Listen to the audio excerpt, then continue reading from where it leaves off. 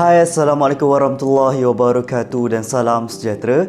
Bertemu kita kembali ke SK Studio yang mana pada hari ini saya akan membincangkan berkenaan dengan kata bilangan. Untuk mengetahui dengan lebih lanjut, mari kita lihat slide dan video yang telah disediakan. Pada pembelajaran pada hari ini, murid-murid bolehlah bersedia dengan buku nota dan mencatat perkara yang penting. Murid tahun 4 bolehlah merujuk kepada buku teks muka surat 72. Sebelum kita mulakan, mari sama-sama kita lihat objektif pembelajaran yang akan dipelajari. Objektif yang pertama, murid dapat mengenal pasti sekurang-kurangnya 3 kata bilangan yang terdapat dalam petikan. Yang kedua, murid dapat menulis dengan menggunakan kata bilangan dengan betul.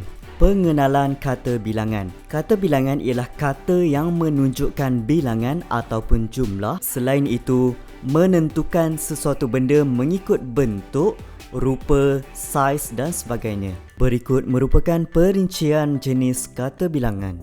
Jenis kata bilangan yang pertama ialah kardinal ataupun dikenali juga sebagai kata bilangan tentu, di mana kata bilangan ini menyatakan sesuatu pada perincian yang tertentu. Contohnya 5, 1000, 300, sejuta dan sebagainya. Jenis kata bilangan yang kedua ialah tak tentu, di mana menyatakan bilangan yang tidak tentu. Contohnya ialah para, semua, berbagai, kebanyakan, sebilangan, sekalian dan banyak lagi. Seterusnya, jenis kata bilangan himpunan yang mana menunjukkan sesuatu secara himpunan.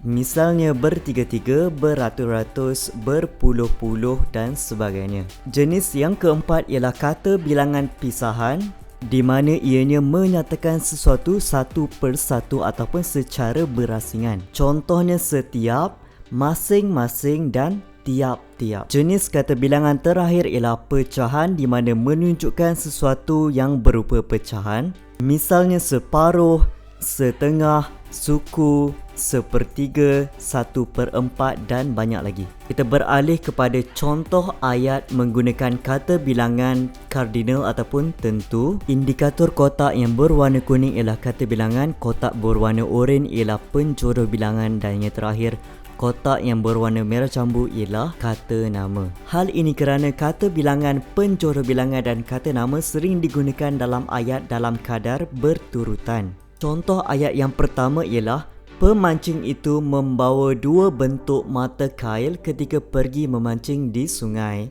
Kata kardinal yang digunakan di sini ialah 2. Seterusnya, 5 juta penduduk bandar Texas terkesan daripada peristiwa angin kencang semalam. Kita beralih pula kepada contoh ayat kata bilangan tak tentu. Kata bilangan ni ialah semua. Semua warga sekolah dikehendaki mengamalkan langkah pencegahan COVID-19. Ayat kedua menggunakan kata bilangan berbagai-bagai. Berbagai-bagai jenis kuih muih yang dijual di pasar malam. Kita teruskan lagi dengan contoh ayat kata bilangan himpunan. Kata bilangan ni ialah beribu-ribu. Beribu-ribu penyokong bola sepak telah membanjiri stadium supaya tidak terlepas peluang menonton pasukan negara. Kata bilangan yang kedua ialah bertahun-tahun. Kemahiran mengukir kayu memerlukan pengalaman bertahun-tahun lamanya. Contoh ayat kata bilangan pisahan. Masing-masing. Sebagai rakyat yang bertanggungjawab, kita hendaklah memainkan peranan masing-masing demi kepentingan negara. Kata bilangan setiap. Peringatan daripada pihak berwajib perlu diambil serius oleh setiap lapisan masyarakat dalam negara ini. Contoh ayat kata bilangan terakhir ialah pecahan. Kata bilangan separuh. Mak Minah memberikan separuh wang hasil jualan nasi lemak kepada suaminya. Seterusnya ialah 2/3.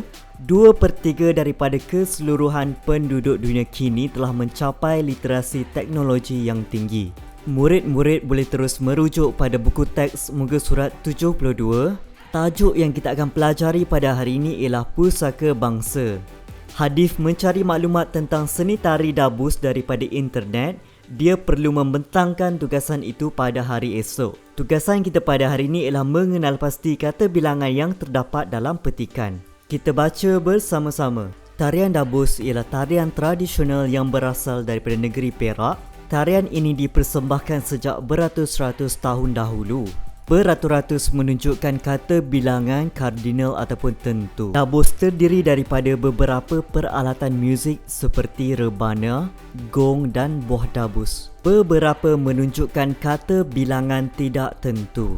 Rebana diperbuat daripada pelbagai kayu seperti kayu nangka, cengal, halban, tembusu dan jati. Terdapat kata bilangan tidak tentu iaitu pelbagai.